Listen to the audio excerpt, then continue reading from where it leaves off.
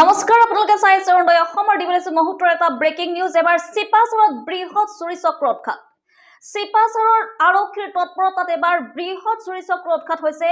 জলসিঞ্চন আঁচনিৰ 21খন সৌৰচালিত প্লেট চুৰি কৰি এবাৰ 5টাকৈ চুৰ ধৰা পৰিছে আৰক্ষীৰ হাতত চাওক এই ৰিপৰ্ট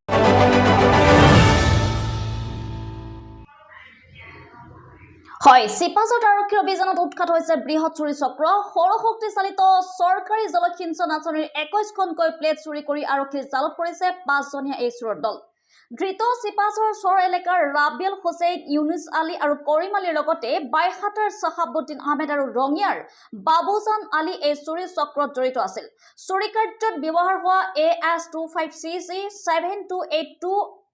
নম্বৰ এখন 4চকীয়া বাহনো জব্দ কৰিছে আৰক্ষীয়ে উল্লেখযোগ্য যে পাতিদৰং জলসিঞ্চন আঁচনিৰ পৰা চুৰি কৰিছিল এই সৌৰশক্তি চালিত প্লেটসমূহ আৰু ইতিমধ্যে আটাইখন প্লেট আৰক্ষীয়ে উদ্ধাৰ কৰিছে চুৰৰ জিম্মাৰ পৰা news desk report Arunodoy Assam চাৰিয়াতমত মালখিনি ঘৰত দি থৈ আহিছিলোঁ মই ঘৰৰ পৰা ইয়াতৰ পৰা কিনি লৈছিলোঁ মালখিনি কোন জাত ঘৰ কেইখন চলাই দিছিলে